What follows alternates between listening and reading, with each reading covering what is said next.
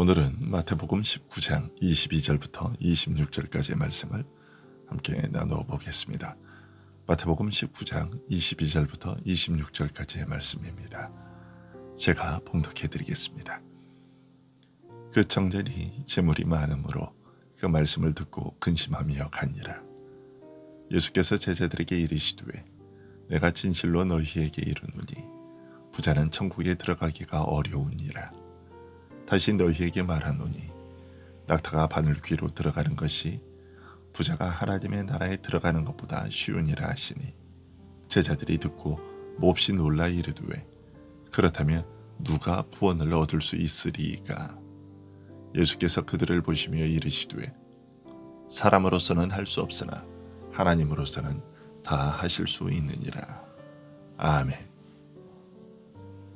예수님께서는 영생을 갈망하며 나아온 한 부자 청년에게 그가 지금까지 추구해온 영생의 길이 잘못되었다는 것을 일깨워 주셨습니다.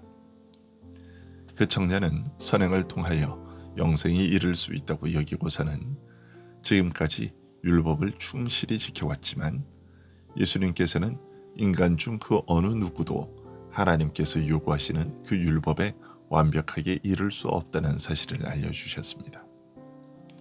그 청년이 갖고 있는 그 많은 재물을 다 팔아 가난한 자들에게 나누어 주어도 하나님께서 요구하시는 선행의 기준에 이룰 수 없다는 것을 깨우쳐 주셨습니다. 그리고 영생에 이룰 수 있는 길은 오직 예수 그리스도를 따르는 길 외에는 없음을 알려주셨습니다. 하지만 그 청년은 슬퍼하면서 발길을 돌리고 말았습니다. 성경은 그 이유에 대해 한결같이 그는 심히 큰 부자였기 때문이라고 밝히고 있습니다. 예수님께서 하신 말씀을 들은 이후 근심하며 갔다고 했기에 분명 예수님의 말씀이 그 청년에게 걸림돌이 되었을 것입니다. 하지만 구체적으로 그 이유를 밝히기를 재물이 많았기 때문이라고 설명하고 있으니 예수님의 말씀 중에서도 특별히 네 가진 것을 다 팔아 가난한 자에게 주라 하는 말씀이 그에게 가장 큰 걸림돌이 되었을 것이라 짐작됩니다. 예수님을 따르는 것 자체가 싫지는 않았지만 주를 따르기 위해서는 자신이 지금까지 이루고 쌓아온 모든 것을 버려야 한다는 것 때문에 주를 따르기를 포기하고 말았던 것입니다. 그런데 이 청년은 여느 바리새인들과는 달리 예수님에 대하여 적개심을 갖지 않고 있었습니다. 오히려 영생을 얻는 길에 대해 물으러 왔을 만큼 예수님에 대하여 호의를 가지고 있었습니다. 자신이 지금까지 지켜온 계명 실천이 불완전한 것이라고 하시는 지적에도 가진 모든 소유를 팔아 가난한 자에게 나누어 주라고 하신 엉뚱한 요구에도 영생을 얻는 방법에 대해 나를 따르라 하는 말을 들었을 때에도 반발하거나 부인하지 않았습니다. 이와 같은 태도에도 불구하고 결국 그 청년은 주님을 따르기를 포기하고 돌아갔습니다. 그 이유는 네 가진 소유를 다 팔아야 한다는 말씀 때문이었습니다. 이런 맥락에서 본다면 네 가진 것을 팔아 가난한 자들을 주고 나를 따르라고 하신 명령은 단순한 내용과 뜻을 담은 말씀이 아니라는 것을 알 수 있습니다. 1차적으로 이 말씀은 모든 계명을 다 지켰다고 하는 청년에게 이웃사랑을 온전하게 실천하라고 함으로써 그가 지금까지 계명을 지켜온 것이 불완전하다는 것을 드러낸 말씀이었습니다. 하지만 그것보다 더 깊은 뜻이 들어 있었는데 오늘 본문이 그것을 알려주고 있습니다. 심히 슬퍼하며 떠난 그 청년의 모습을 보신 예수님께서는 제자들에게 부자는 청년에 들어가기가 어려우니라. 낙타가 바늘 귀로 들어가는 것이 부자가 하나님의 나라에 들어가는 것보다 쉬우니라고 말씀하셨습니다. 이 말씀은 부자가 천국에 들어가는 것이 실질적으로 불가능하다고 말씀하신 것과 같습니다. 겉으로만 보면 예수님의 이 말씀은 받아들이기가 어렵습니다. 왜냐하면 우리들 주위에는 부자이면서도 예수님을 진실히 믿는 사람들이 있고 가난해도 예수님을 진실하게 믿지 않는 사람들도 있기 때문입니다. 그렇다면 예수님의 이 말씀이 겉으로 드러나는 것과는 다른 의미로 하신 말씀이라는 것이 추측이 됩니다. 그것이 무엇일까요? 앞서 보았던 내용들을 보면 이 청년과 관련된 내용의 중심은 물질적인 부에 대한 것처럼 보이지만 사실 이 청년이 예수님께 나아왔던 근본적인 이유는 경건과 관련된 문제였던 것을 놓치지 말아야 합니다.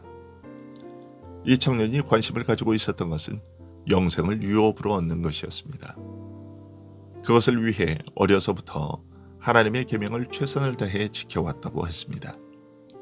그런데 예수님께로부터 그가 지금까지 지켜왔던 경건의 삶으로는 영생에 이를 수 없다는 진단을 받았던 것이고, 예수님께서는 청년에게 그 가진 것을 모두 버리고 당신을 따르라고 하신 것이 그 사건의 핵심이었습니다. 재물을 팔아 가난한 자에게 주라고 하신 명령도 재물 자체에 큰 관심을 둔 명령이라기보다는 오히려 청년의 경건 수준, 계명 순종의 여부와 질을 가늠하기 위한 방편과 수단으로 말씀하신 것에 지나지 않습니다. 부자는 천국에 들어가기가 어렵다고 하신 예수님의 말씀은 이런 맥락 가운데서 파악되어야 합니다. 그렇다면 예수님이 천국에 들어가기가 어렵다고 하신 그 부자는 결국 물질적인 부자를 가리키는 것이 아니라 자신을 스스로 의롭다고 생각하는 영적 부자의식을 가진 자들을 가리키는 것이었음을 알게 됩니다. 부자 청년은 많은 유혹과 어려움에도 불구하고 하나님의 계명을 지키기 위해 조심하며 경건하게 살아왔습니다. 선을 행하여 영생을 얻을 것이라는 일념으로 율법을 지키며 살아왔습니다. 그렇다면 그가 하나님의 계명을 지킬 때마다 어떤 기쁨과 만족을 느꼈을지 짐작하게 됩니다. 하나님의 뜻을 행했다는 기쁨에 들뜨기도 했을 것이고, 이대로만 가면 내가 영생에 이를 것이라는 희망을 더욱 굳게 가졌을 것입니다. 그런데 예수님으로부터 너의 경건은 온전하지 못하다, 영생에 이르기에 턱없이 모자라다 하는 평가와 나를 따르라는 말씀을 들었습니다. 즉 영생에 이르기에 턱없이 부족한 너의 의와 선행을 버리고 나에게서 온전한 의를 구하라는 말씀을 들은 것이죠. 주님의 이 말씀의 뜻은 네가 이제껏 쌓아온 너 자신의 의를 붙들고 있는 한 결코 천국에 들어갈 수 없고, 대신에 나를 붙들어야만, 나 그리스도가 이룬 의를 소유하여야만 천국에 이를 수 있다고 하신 말씀입니다. 청년은 이런 요구 앞에서 슬퍼하며 발길을 돌린 것이고, 예수님은 그런 그를 바라보시며 부자가 천국에 들어가는 것이 낙타가 바늘 귀로 들어가는 것보다 어렵다고 하신 것입니다. 이 말씀을 들은 제자들은 몹시 놀라며 그렇다면 누가 구원을 얻을 수 있으리까? 라고 물었습니다. 즉, 저 청년이 어려서부터 그토록 완벽하게 하나님의 계명을 지켰다고 했는데, 그런 선행을 가지고서도 그가 가진 재물을 다 팔아서 가난한 자에게 놔두어 주는 선행을 베풀어도 천국에 이를 수 없다면 도대체 천국에 들어갈 수 있는 자가 누가 있겠는가라고 생각한 것입니다. 이 말을 들으신 예수님께서는 사람으로서는 할 수 없으나 하나님으로서는 다 하실 수 있느니라고 하셨습니다. 사람이 자기의 힘으로 구원을 이룰 수는 없지만 하나님께서 베푸시는 은혜로는 가능하다고 하신 것입니다. 왜냐하면 하나님께서는 죄인으로서는 이룰 수 없는 완전한 의를 그리스도 안에서 이루시기 때문입니다. 따라서 주님께서 나를 따르라고 하신 말씀은 결국 죄인이라 할지라도 하나님의 능력으로 완전한 의와 영생에 이르게 하시는 은혜를 얻으라는 뜻이었던 것입니다. 이것이 복음의 핵심이며 이것이 복음이 다른 모든 철학이나 종교와 다른 점입니다. 세상의 모든 철학과 종교는 사람이 자력으로 구원에 이를 수 있다고 말합니다. 하지만 복음은 예수님께서는 사람이 아무리 애쓰고 노력해도 자신의 힘으로는 구원에 이를 수 없다고 하셨습니다. 오직 그리스도를 십자가에 내어주시고 다시 살리신 하나님의 능력으로서만 가능하다고 알려주셨습니다. 믿음으로 구원을 얻는다고 말할 때 그 믿음의 가장 독특한 내용이 바로 이것입니다. 이것이 바랄 수 없는 중에 바랐다는 아브라함의 믿음이며, 이 믿음을 가진 자는 누구든지 구원에 이를 수 있습니다. 오늘 이 말씀을 듣는 이들 모두가 이 사실을 깊이 인식하고 오직 하나님께서 베푸신 그리스도라는 은혜만을 의지하는 믿음으로 사는 자들이 되기를 소원합니다. 기도하겠습니다.